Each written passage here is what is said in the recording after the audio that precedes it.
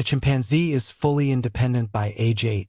So why does your brain refuse to finish building itself until you're 25? Somewhere in the deep past, a strange experiment began.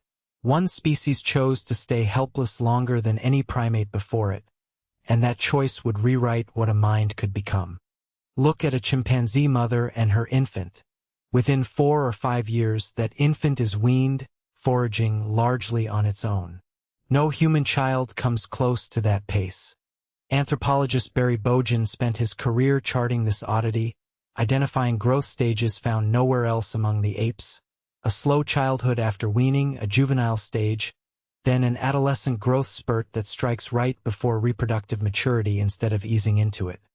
A world of predators and hunger should have punished this kind of prolonged dependency. Instead, something protected it, something worth the risk. The answer was growing behind the eyes. A newborn chimpanzee's brain is already near half its adult size. A newborn human's brain is closer to a quarter, the rest built slowly, over 2 decades, consuming more energy per gram than almost any tissue in the body. A construction project this expensive could not be rushed. So evolution slowed the rest of the body down, protecting the one organ too costly to build quickly. The evidence for this trade-off is written into fossil teeth. Researchers Christopher Dean and Holly Smith study microscopic enamel growth lines, laid down like tree rings as a child matures, letting them calculate the pace of an extinct child's growth without ever finding a birth record.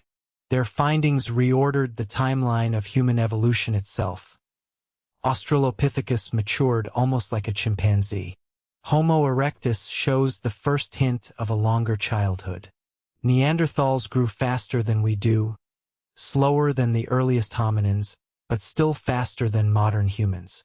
Only in Homo sapiens did childhood stretch into its full, strange, modern length. Picture a foraging band 400,000 years ago. A 2-year-old still nursing, a 6-year-old too weak to dig roots alone, a 12-year-old wasting good stone on failed flint-knapping strikes. Every one of them a mouth to feed for years before contributing anything back.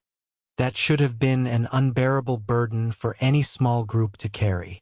And yet it wasn't a burden tolerated despite its cost. It was the investment that built the modern human mind. A brain that matures fast is a brain wired mostly by instinct, locked in early because there's no time to learn.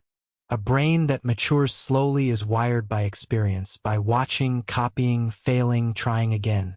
Every extra year of childhood was another year shaped not just by genes, but by culture, language, and toolmaking. But someone still had to pay for all those unproductive years.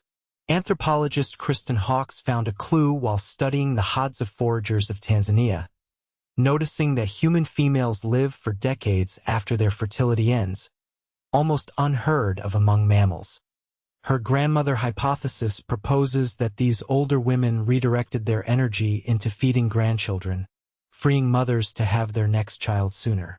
A long childhood didn't survive by accident. It survived because grandmothers, fathers, and entire cooperative groups shared its cost. None of this ended when your ancestors left the savannah. Brain imaging studies tracking development into the mid-20s show that the regions responsible for planning and impulse control are among the last to fully mature, often not settling until around 25. That isn't a flaw in you.